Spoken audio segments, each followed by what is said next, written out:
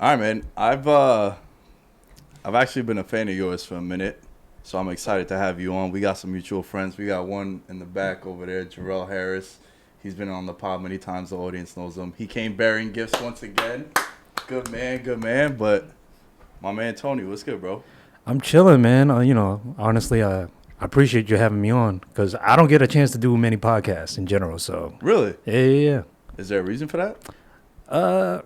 I'm not big time enough, man. I don't know. People probably don't think I'm interesting enough to invite me on, but hey, apparently you do. So I appreciate it. Yeah, I loved your work when you were over at Complex, and some of the stuff you're doing now is pretty cool with like the sneakers and SoleSavy and Sunday Wash Club. I know you're always over there getting your hooping on.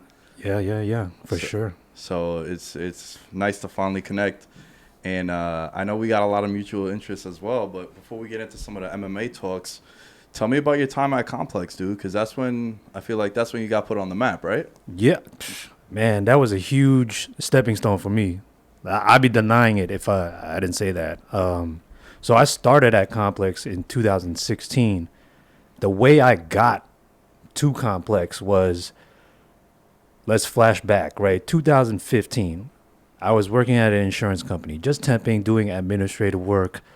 Really, really hated it. Picture like super corporate environment, cubicles, everyone's in their cubicles, literally out of the Matrix, right? Keanu Reeves goes to work. He's hiding in his cubicle, answering phone calls, right? That's exactly how it was. Nobody was talking to anyone. All my coworkers were like 20 years older than me. I couldn't relate to them. Every day I go into work, I'm just like looking at the clock, 9 o'clock, 5 o'clock. I'm out of here. But at the time, I was also pursuing an acting career on the side. So I would sneak out to auditions during lunchtime, whatever time they gave me, because sometimes it's not during lunchtime. Sometimes an audition would be like 3 o'clock. I would make them an excuse, right? Sometimes I won't even tell them. I just leave the office, take the train uptown, 30 minutes, get some sides, study it for like 10 minutes, go into the room, perform the lines, leave, take 30 more minutes coming back. They're going to look at me like, hey, where'd you go for like an hour and a half? I always had like multiple excuses just ready to go. You had to. I had to, Yeah. right? I would have been like, oh, my stomach was hurt. I was in the handicapped bathroom. Like, who's going to be checking on you in the handicapped bathroom, right? You literally got to be standing outside timing you. Be like, oh, you were actually lying. That'd be weird as shit, too. That'd be if someone hella knew weird, that right? you were in there for that long. Exactly. So I had a ton of excuses lined up, pursuing an acting career. Finally, I booked some stuff, you know. I see a Biggie Smalls photo right behind you. I was in Notorious. I booked that role. No way. Yeah. Oh, shit. Crazy part. I know I'm segueing, but like crazy part about that was they finished the movie already, but they put out a casting call for a hip hop Asian character because they wanted to include diversity because Biggie Smalls' music transcended like Cultures. Yeah. Yeah. It reached a lot of cultures, right? So they casted that role while the movie was completed already. And then they had me shoot that scene in a very famous record store. I think it was in like Bed-Stuy somewhere.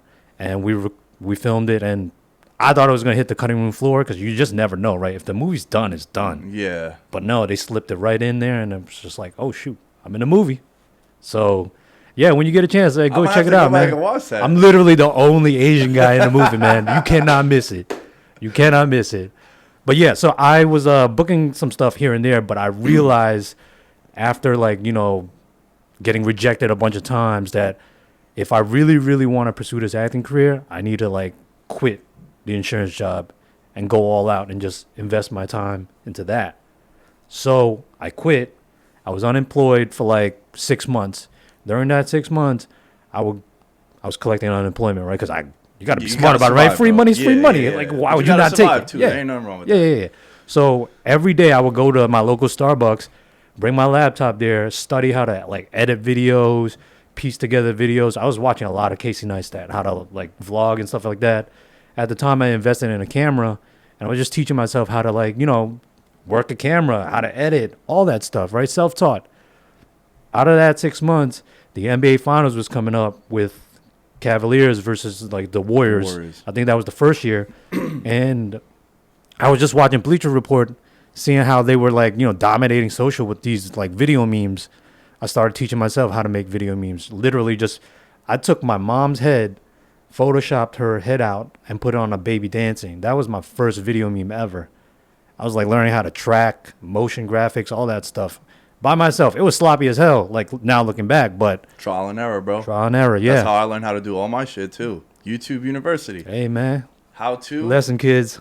Yeah. Get after it, That's man. a real No thing, hand-me-downs. man. Yeah. That's a real thing. That's how I learned how to do everything. I had one friend of mine show me once, and then I would keep asking him questions. He was like, bro, all these questions you're asking me, he's like, I'm not trying to be a dick. Go to YouTube and ask them these questions. And you're going to see some random ass dude that's going to show you how to do it, and just watch him. And that's how I would do it. And even to this day, I'll go back as like a refresher. Now I'm trying to like fuck with like lower thirds to have like your Twitter handle. But I want to make like custom ones. Shit is hard as hell for someone that, you know, people actually go to school for that. Yeah, so I'm trying to like learn that. And I use Final Cut to edit. Now I'm messing with Premiere also, because Premiere, I don't need to worry about the clapping and all that, and it auto generates the captions for you too. So I'm like, oh, this is saving so much more time. Because in the past, what I would do is I would take my phone, and if I had a 1 minute clip, this is before all these apps, so this is like about a year and a half ago. I'll take my phone and I would do the voice note, and I would have it like type out what it's saying, what the video is saying, and then I would copy that on Final Cut. So that 60-second video would take me like an hour and a half to actually get all the timing of it down. But now you have these apps, they do it for you in 8 minutes. I'm like, oh, thank God. See, the thing about video and teaching yourself these type of tricks is you're learning to problem solve, right? Because you don't know what the right way is, but you're finding ways around it to get what you want. And that's like the most important thing, right? You got to be able to problem solve. That's like improvising on the go, right? You read into defense, you know, like where to go and like what point to attack. Same thing, right? So at the time, somebody reached out to me and said, hey, can you make us like 10 video memes for the NBA Finals? I know you're just getting started. Now, back then, right, 2016-ish, nobody was really attacking video memes like that, right? Not SI, not Complex, like maybe like Laundry Service. I don't know if you're familiar with them. Nah, no. But Bleacher Report was literally like the only one because they had like the budget. And they're like, yo, let me get these like 3D animators to go crazy on this. And like we'll just dominate social, which kudos to them because they did, right? Now they just, whatever sponsorship they want. Yo, we can't give you it in YouTube content. Trust me. We'll post a short social clip. We'll get millions of views. Just throw us the bag. Same thing, right? So I taught myself how to make video memes.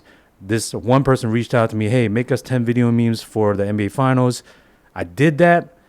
The day of the first game, the person reached out to me and said, hey, we can't use it. The company doesn't have the rights to use NBA licensed footage. We'll still pay you, but we just can't use it. Can you take off our watermark on it? I was like, all right, fine. I'll put my own.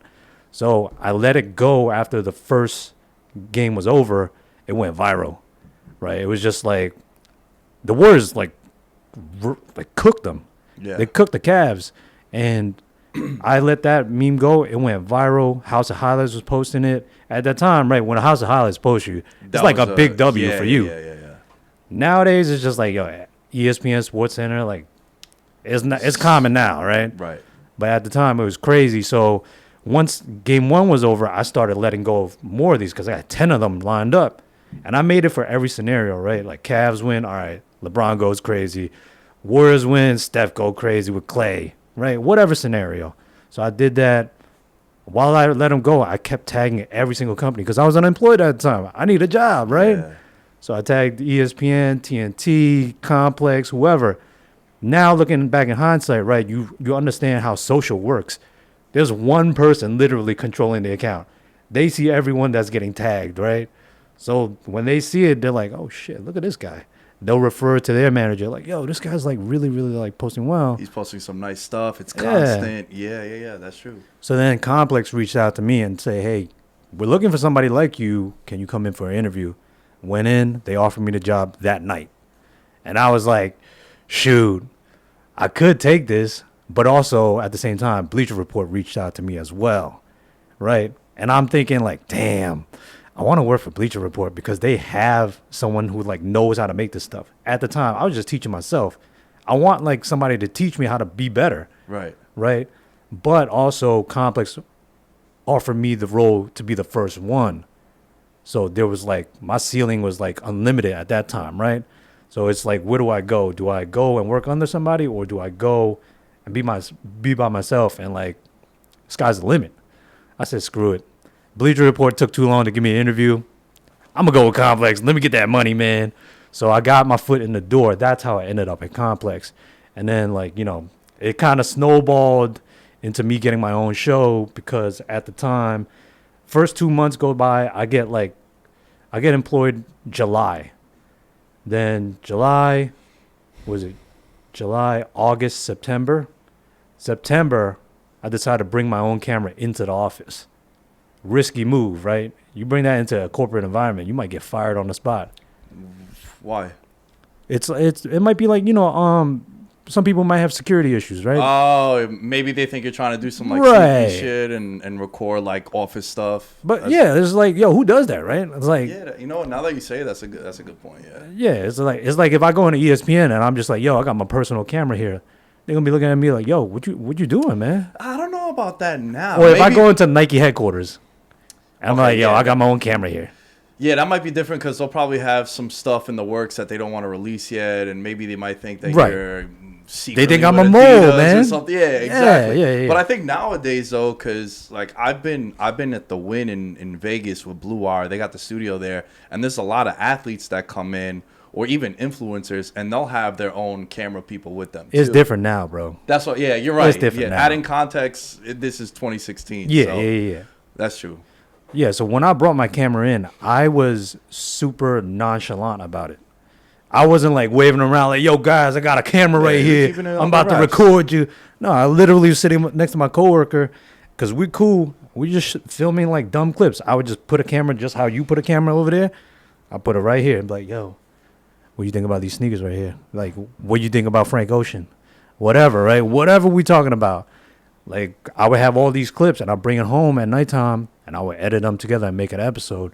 Next day, I posted it on my personal channel, and some of my colleagues were following me on Twitter, and they were like, yo, that's what you were doing yesterday when you were, like, shoving a camera in our faces? Yo, this is pretty cool. I've never seen myself, like, on YouTube before in an episode. It's pretty cool that you're documenting, like, you know, a day in the life at Complex. So I was like, all right, well, if they like it, that's all the encouragement I need to keep going. So I kept going for like 2 weeks nonstop. Every day, 5 days a week, 5 episodes. Burn the midnight oil, editing the videos. Then I release them the next day. The manager got a hold of it because like stuff circulates around quick, man, when you think about it. Like, I didn't think they were watching my account, but they were watching my account. So 2 weeks go by, I get called into the manager's office thinking I'm going to get in trouble. He's like, yo, look, man, I know what you've been doing. Keep doing it because we love it. Now, this is me thinking back in hindsight, right? They knew that I was a cash cow because there's no production team. It's literally just one-man band. He's coming up with ideas every day because if you think about it, you ever work in an office environment? I haven't, no. It's safe to say it ain't that exciting. You go in, you probably log into your computer and you're just checking social media or whatever like Excel spreadsheet you need to do, right? Something, right? Typing up emails, whatever. It ain't that exciting. It's not, dude. I've never worked, but I've been around it my whole life in a weird way because my pop's got a coffee truck in the city, 49th and Park Ave. He's been there like pushing 29 years now, same corner. And every Friday when I was younger, especially in the summertime, I would go and I would help him. And every Friday he would do like catering events. So he'd bring like 6 dozen donuts for breakfast to like some of the office people. So I'd go up there and I'd see like the little cubicles and shit. And yo, from that age, I never wanted to be in an office. Right. I was like, this shit is kind of lame. And I was Exactly. like, what, 12, 13 years old? I didn't want to do that. So I've never interned anywhere. None of that. I always, my whole life, I dropped out of college, but going through college, I was working with my pops in the city, making egg sandwiches and shit. And then doing a lot of the self-teaching and doing all the podcast stuff. So to answer your question, like, not office. But you got the right image, though. Yeah. It's not that far off. Like, Complex, don't get me wrong, Complex is completely different from working at an insurance company. Insurance company is like times 10 corporate. Complex is a little bit more laid back, but like, yo, you still got to do your work. people still sitting in front of computers all day, Right. right? Like maybe once in a while you have somebody blasting hip hop music like on the other end, but other than that, it's like still Yeah, it's definitely more enjoyable, but it's still in the Right. end you're in an office. right, exactly. So when they saw that I was coming up with like new ideas of how to like make it exciting, because the work environment isn't as exciting, they knew, all right, yo, we got something here. If we could find like sponsorship for this show, and we can like integrate it into the episodes, that'll bring the company a lot of money. So they knew that, right? Now it's just like, all right, how do we get the sales team to sell these episodes that are so organic to brands, right? Obviously, so easy, man. If I'm like walking around with a camera, I'm just like, yo, this blue drink right here. I'm not gonna say him because They ain't a sponsor. yeah. Not yet, not yet. Yo, this blue drink right here. Yo, I gotta get it, man. Stay hydrated. Boom, easy, integrated right there. So easy. Yeah, so subtle too. Yeah. So they knew what they got. They had like a gold mine on their hands. Not to like big myself up, but like it's No, but it fairly was something straightforward. different though from what they were doing also. Yeah, at the time, nobody's really giving a look into like media companies, right? Not Bleacher Report, not Sports Illustrated, not Hypebeast. None of these companies. ESPN wasn't really doing it that well because like they're super corporate. If Yeah. you really think about it, right? Yeah, of course. Yeah, they're like a legacy brand, so I understand that. But at the time, I think the only comparison you could probably say is probably like TMZ, right? Where they like go around different cubicles and they just have like a boom mic there and just like, yo, what do you think about this topic? Yo, Justin Bieber, oh, he's spotted outside, whatever. And Drunk, then they just stumbling talk out the about club, it. yeah. Right. That was a closing name, but that was like kind of scripted, right? They tell them the topics that they're going to talk about. Me, nah, I just like, if I'm pulling up on you, I'm pulling up on you, right? Obviously, I'm going to be like, I'm not going to like ask you anything crazy to put you on the spot, make you look bad. But, usually I just pull up on people and I just have it recording. So it's super organic. So that's how I end up getting the show. Eventually, they were like, yo, look, stop being a video meme editor. Just focus on being a show host. So I've been doing that for like 4.5 years. Yo, you mentioned something in passing before that I found interesting, that you had created content for both outcomes potentially. Yeah. Is that seems You didn't know that? That's how Bleacher Report does it, man. That's how they like whenever they're like so quick news to it, breaks. right? Yeah, whenever news breaks, they'll be like, "All right, let's look at the folder of all the assets we created. All right, Zach LaVine re-signs with the Bulls. Okay, boom, we got that same jersey. Zach LaVine goes to the Timberwolves. All right, we already made one because like they hear the rumor mills and they get like a little bit of advance notice, but they don't know the final outcome. So they have that prepped. So if you think about it, right, the designers, they have to do 2 versions, sometimes even 3, right, depending on like the outcomes. So like the KD situation, right, it's either Phoenix or like Miami, right? Guarantee you they got so Boston, many yeah. asses prepped for that. Yeah. Like if he stays put in Brooklyn, then they just keep it and they just like chuck it to the side. So a lot of the assets don't never get used.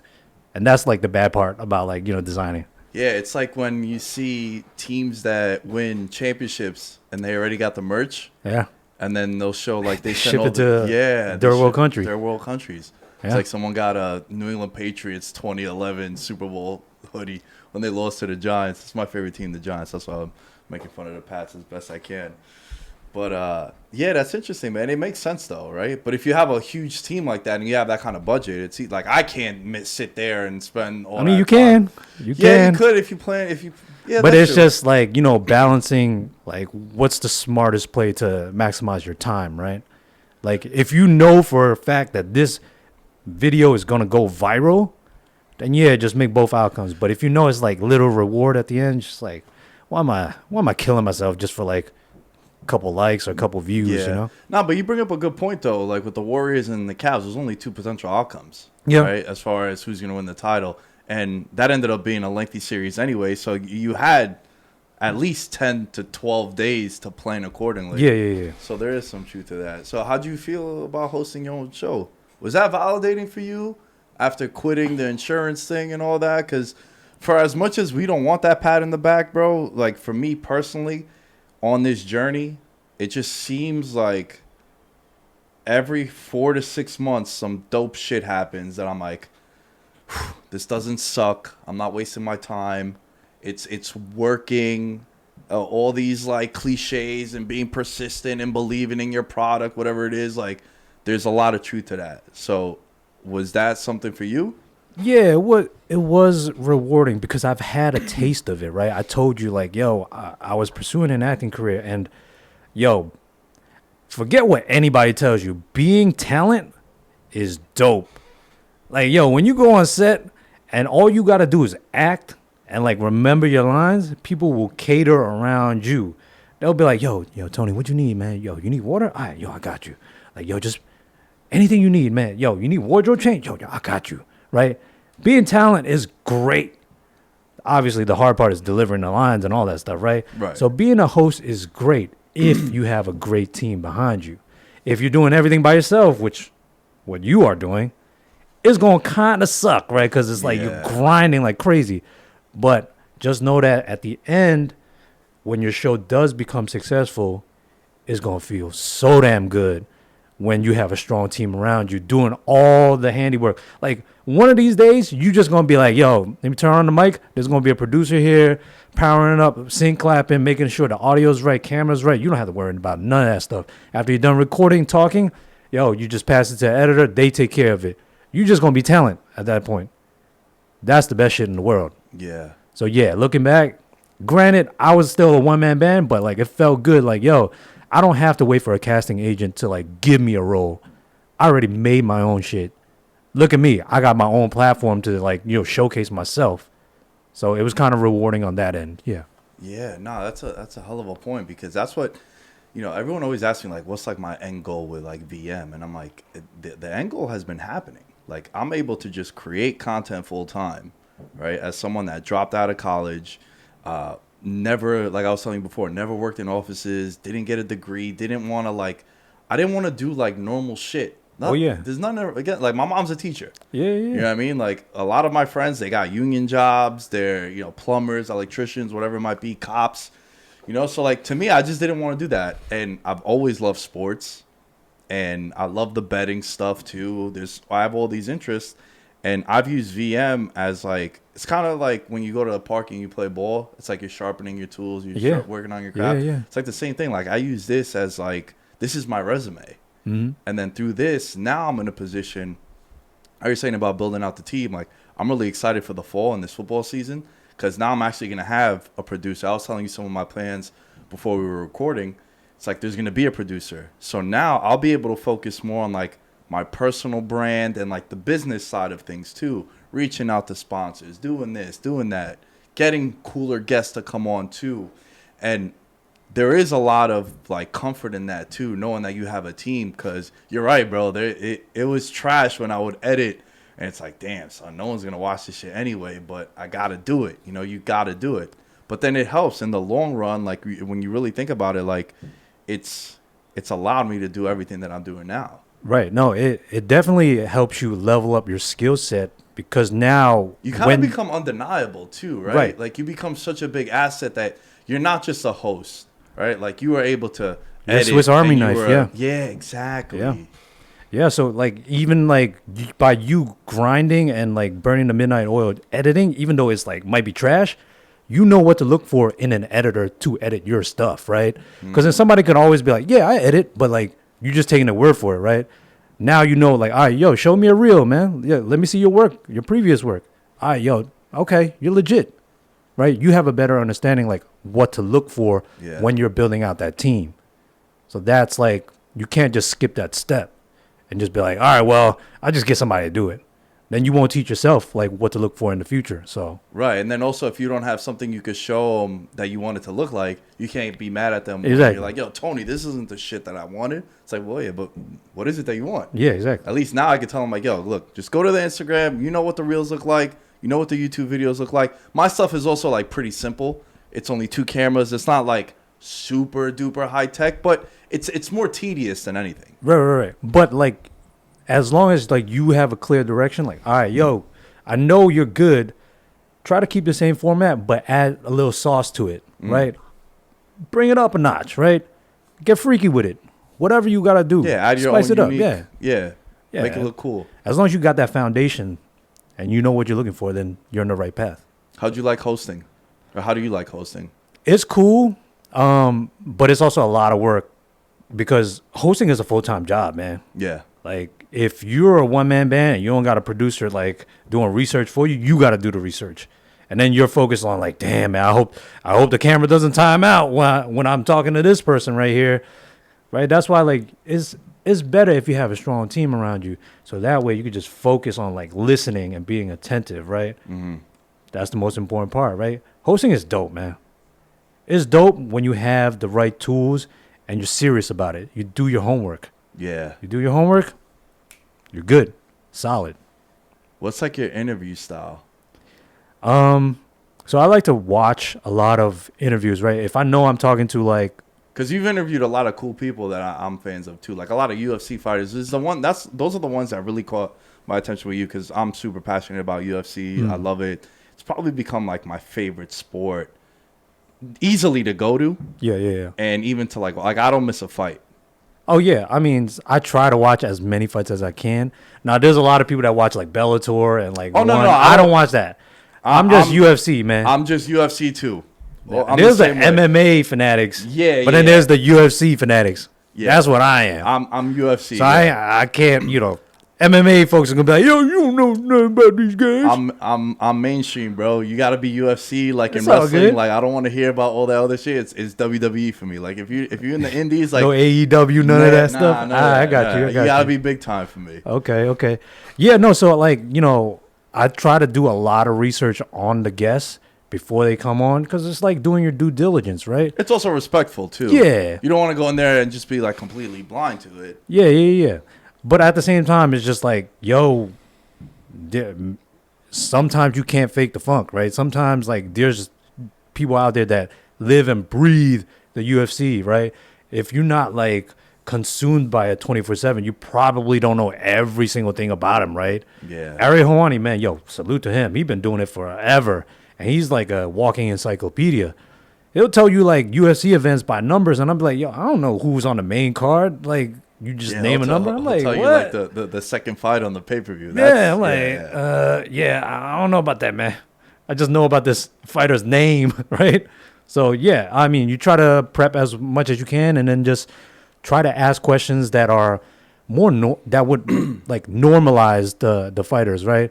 Because obviously when they do these media runs, every outlet is going to ask them like, yo, talk to me about the upcoming fight. Talk to me about this person in your division. How's your camp? Yeah, I'm like, yo, nah, tell me what you buy on like when you get this like big check, right?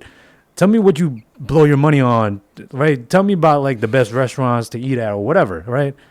I try to ask that stuff. You also they become more engaged in those conversations. Oh, too. yeah. Because they, like with the UFC fighter, it's like, oh, how's your weight cut? Well, the weight cuts are always whack when you got to cut 35 pounds sometimes. Like, no one is, oh, you know what? My weight cutting is dope. Like, I really enjoy doing that. No one's ever like that. And I've noticed that when I interview people, I do prepare, but I don't bring, like, notes when I do. Because when I first started, again, I never thought I'd be doing this. You know, like I was just always I was a sports dude in my friend group. Like whenever there was a crazy trade and we'd be at the park, they'd be like, yo, Nick, what'd you think of this? Or whatever it might be. And then when it came to betting, like my whole life I was around betting. So be like, oh, what's the line? I always knew like that stuff. But for me, I didn't know what the proper like protocol was. Right, like no one ever schooled me on that. So if this was me interviewing you in the past, I would just have like 5 questions down. And I would just like ask you question number 1, and then you'd give me an answer, and I'd be so focused on getting question number 2 before the camera times out that I didn't even listen to what you told me. Yeah. You might be like, yeah, yo, and then I was walking down the street and I found a bag with $20,000 in it, and I just like it made my day. And I'd be like, all right, man, so what'd you think of you know what I'm saying? Yeah. I was never listening, so I was like, all right, that's not fun for me. It's not fun for me to ask it this way. And then over time, I started to get more comfortable, and now it's like I think it just comes with experience. Yeah, that too. You doing enough, and you watch yourself back. You're just like, yo, man, the hell this guy just said this, and I didn't ask a follow up. You gonna be looking at it like, damn, you done fucked up, man. You should have went back and listened, right? Same thing with me, like, but I also understand when they stop by the Complex office, because like a lot of my UFC interviews were basically at Complex, right? There's a PR guy there. So they want you to talk about the upcoming fights, right? So Wow. like you gotta cover that regardless. So you can't just be like, yo, just tell me everything that's not fighting related. Of course, we're not saying to Right? completely ignore Yeah, yeah, that. yeah. That is the main reason why Right. they're there. Or if they're on a book run, or if you're interviewing an Yeah. actor, or whatever it might be, you have to ask them about that certain Yeah. thing too.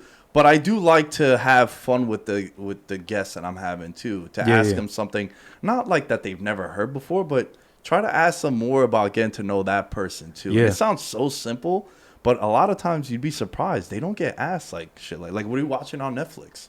You know, I gotta give a big kudos to the Mac Life. Do you watch that? Yeah, of course. That guy's been like really, really like going out of the way, or like, you know, diverting from traditional like MMA media. And you know, a lot of people don't like the schmo because of his like, you know, shtick. But like you got to salute him too, because like he'll go out of the way and ask like some of the questions that people want to know. So Right. you got to respect them at the end of the day. So shout out to those two. I'm sure there's like a bunch of other people that are starting to like pivot now, because you know it's a change in tide, right? A lot of people want to know more about just like daily life stuff of these fighters, make them more human, if you will. You know, shout out to Israel Adesanya, man. He got his own YouTube channel. He basically like controlling his own narrative at this time. He don't even need the media. Got his own channel, so Yeah, a lot of them are doing that. Yeah, Right? yeah, Sean yeah. O'Malley, the same thing too. Yeah. He's another one that's up there. I'm a big fan of James Krause. I've built a little of a friendship with him over the years too, and he's doing some cool shit too. And there's a lot of them, man. And it's just like, you know, there was a knock on the dude the Giants just drafted, Thibodeau from Oregon. They knocked him for like caring too much about his personal brand, because during the interview process, because the Jets and the Giants, they had 4 picks in the top 10, and he was rumored to go to New York, and they were like, oh, you know, would you like to play in New York, and what would it be like? And he said, yeah, I would love to. Like, it'd be dope for my personal brand to play in the Big Apple. You know what it did for Odell's career. If he made that catch in Cleveland, would it have been the same? It's like, no, it was magnitude to this extent because it was done in New York. And they took that into, he don't care about football. It's like, That's no, crazy. bro. It's everybody has their crazy. own like digital media companies, their own channels. Like the game has changed now. That has nothing to do with him not loving football. It's just that he's thinking long term also. Well, you also got to think about like the league, right? Mm-hmm. It's the NFL. They're like, nothing's more traditional than the MLB.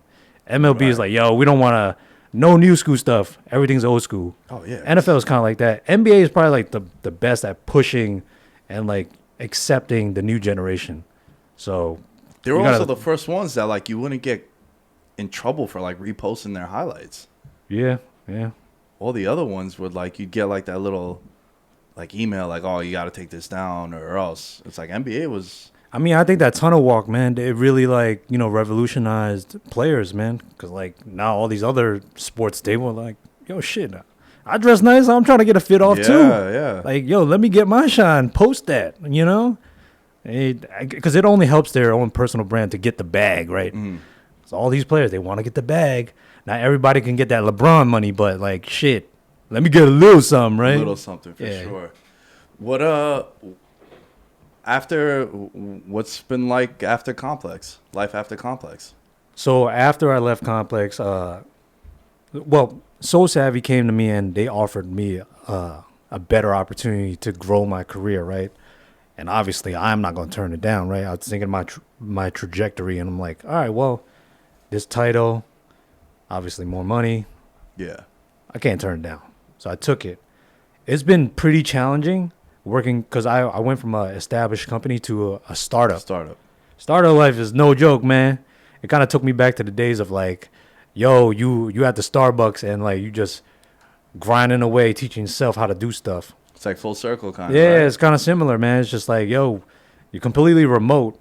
This company is completely remote. You have a very small team. You just got to like chip away.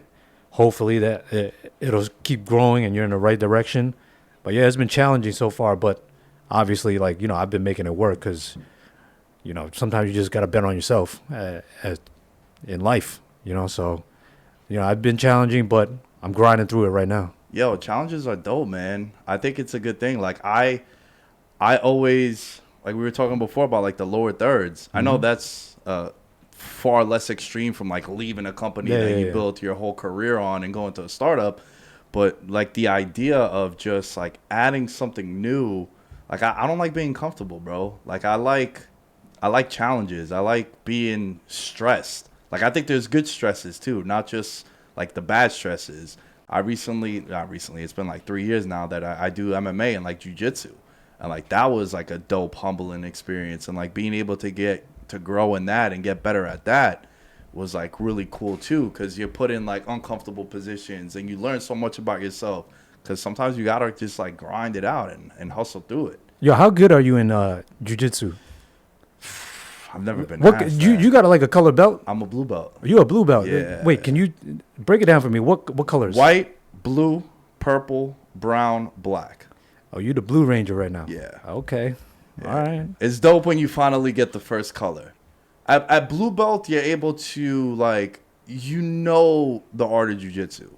Like you've trained enough, you've developed the game. Like, are you a guard passer? Do you play half guard? Are you a leg locker? Like, what kind of chokes do you like? Are you a back? Like, do you attack from the back? It all depends. But like, you have an idea of what your game is, and then when you roll with higher belts, you're able to withstand it a little. They could still do what they want to you. Like, I rolled with my jiu-jitsu coach Hugh. He's a black belt, and from Long Island MMA. Those guys out there. In our gym, their lineage is from Long Island MMA. And, like, fucking around with him, I was like, yo, how many times can you tap me out in 5 minutes? He's like, oh, easily 20. I was like, nah, there's no way, dude. I was like, I'm a blue belt now. He's like, yo, I'm telling you, if, like, I go hard, it'll Wait, same weight class? Or he's like, stronger than you? Because, like, that kind of plays a... It doesn't. At some point, like, the weight and the strength, it becomes bad for your technique if you're just like out muscling people to get out of things, because then eventually it catches up to you where that shit ain't gonna do nothing. Okay. So I probably outweigh him by like 15 pounds, but Okay. he's way more like stocky and shredded. Dude, we hit the mats together and you would have thought I never trained before. He went hard. He like, ragdolled you. It was the first time I saw him roll. He had said, never. Get over here. He just like violated me. I think he tapped me like 12 times, and I was like, bro, I don't even want my blue belt no more. I was like, yo, I don't even want my blue belt no more. It was crazy, dude. It was crazy. But again, going to humbling, because I'm like, all right, man, I'm tapping everyone in the gym pretty much. Like, everyone is at my level, because we, it's a small school. Now we've grown to like close to like 50 members now, but it's like everyone's like a blue belt at my level. We train the same amount of time. It's like, but there's still levels to this. Still levels to it. So like, you're able to protect somebody, right? If like there was like a scuffle happening at a bar or something like that. Put it this way. I've never felt more comfortable like living. As far as like, I'm not afraid. Like, I was never... how should I phrase this? Like, Well, I think there's to like a certain degree, right? If it's like a big motherfucker, they're probably going. You probably be like, yeah, all right, man. I don't know if I could like submit this guy because he's so damn big. No. I feel like super comfortable in all situations now. Obviously, if they have a weapon, completely different. Oh yeah. But like even the height and size, As long as they get to the ground, it's over, right? Yeah, but even so, like, that's a big misconception of it too, right? Because everyone's like, oh, what are you gonna do? Like the funny jiu-jitsu videos of like jiu-jitsu guys when they get robbed at their crib, and it's like they're like on the ground and the guy's just like bang bang, and then they get sent up to heaven. Kind of like reminds me of that. Was that Detroit Survivor? Yeah, like those videos. It's not like that. Yeah, like obviously you have a significant advantage, but everything does start standing up. But there's like there's a level I can't explain it, man, unless you train. Like there's a level of just like, I know if shit hits the fan, I'll be fine. Yeah. I'll be able to protect myself, and not just like, you have guys that'll be like, oh, I see red, bro. I see red. Like, no, it's like, no, dude, you'll get your ass kicked. You have no idea. There's a dude that's like $120 at my gym that I'll throw any one of my boys at and be like, yo, he will son you. Yeah. I feel like once you get the back, it's over, bro. It's hard to defend the back. It could be skinny as hell, just pop.